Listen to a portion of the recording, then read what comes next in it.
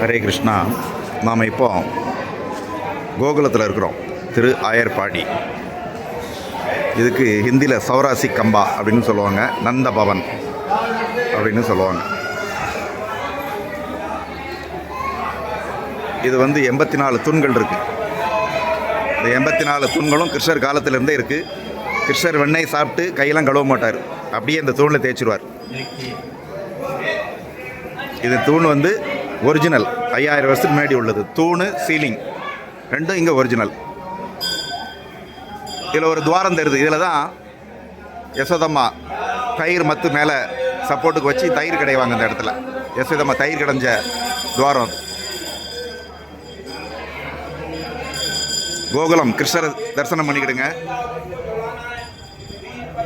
நந்த Maharaj, left side Nanda Maharaj, right side Yashodamma, middle Balaram. கிருஷ்ணர் கீழே ஊஞ்சலில் இருக்கார். ஊஞ்சலில் இருக்கார் கிருஷ்ணர். பலராமர், நந்த மகாராஜ், யசோதம்மா.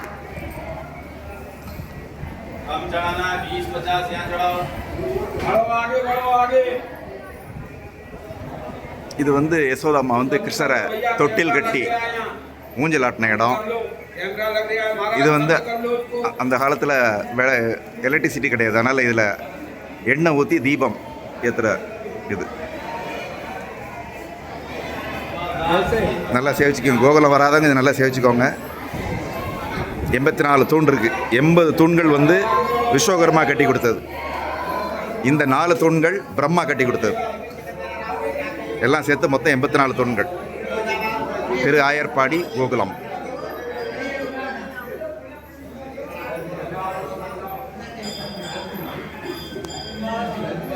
இந்த தூண்கள் எல்லாம் 5000 வருஷம் முன்னாடி உள்ளது. கிருஷ்ணர் காலத்திலே இருந்திருக்கு. கிருஷ்ணர் ஓடி ஆடி தொட்டு விளையாண்ட தூண்கள்.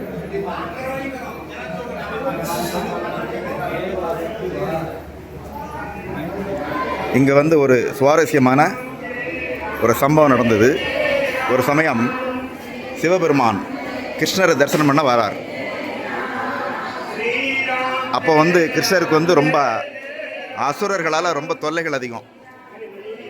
அப்போ யசோதம்மா சிவபெருமானை பார்த்து பயப்படுறாங்க.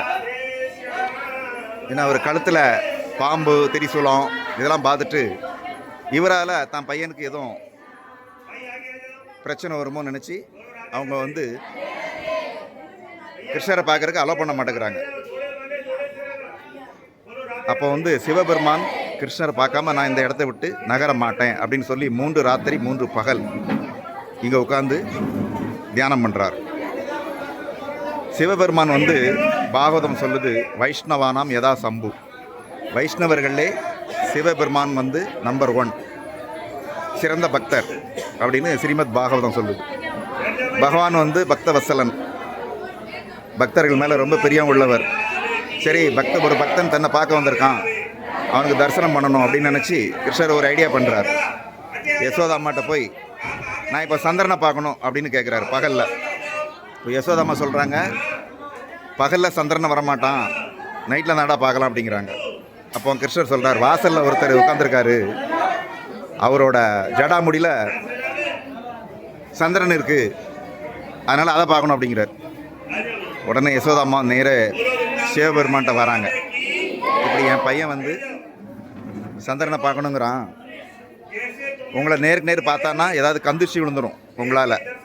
அதனால் ஒரு தொட்டியில் நீர் வச்சு அந்த நீரில் பையனோட முகத்தை காமிக்கிறேன், நீங்கள் அவனை சேவிங்க, அப்போ உங்களுடைய சந்திரன் நல்லா தெரியும். சரி, என் பையன் சந்திரனை சேவிப்பான், நீங்கள் கிருஷ்ணரை சேவிங்க அப்படின்னு சிவபெருமான்ட்ட சொல்லி தொட்டியில் நீர் வைக்கிறாங்க. அதே மாதிரி கிருஷ்ணரை அந்த தொட்டி பக்கத்தில் காமிக்கிறாங்க. சிவபெருமானும் கிருஷ்ணரை சேவிக்கிறார். கிருஷ்ணர் சந்திரனை பார்க்குறார், சிவபெருமானையும் பார்க்குறார், சிவபெருமான் கிருஷ்ணரை பார்க்குறார். 2 பேரோட ஆசையும் நிறைவேறுது. தன்னோட ஆசை நிறைவேறணுன்னு சிவபெருமான் ரொம்ப சந்தோஷப்பட்டு இந்த இடத்துல ஆனந்த தாண்டவம் ஆடுறார். ஆனந்த தாண்டவம் ஆடி இங்கேருந்து ரொம்ப திருப்தியோடு கிளம்பி போகிறார்.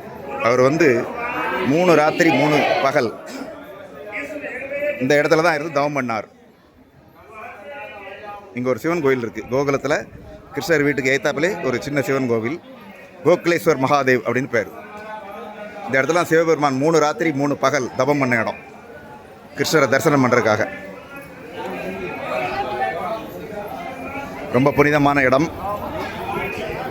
யாரெல்லாம் இன்னும் கோகுலம் வந்து சேவிக்கலையோ அவங்களுக்கெல்லாம் கோகுலத்தை பார்க்குற பாக்கியம் கூடி சீக்கிரம் கிடைக்கட்டும். பகவான் கிருஷ்ணர்கிட்ட வேண்டிக்கலாம்.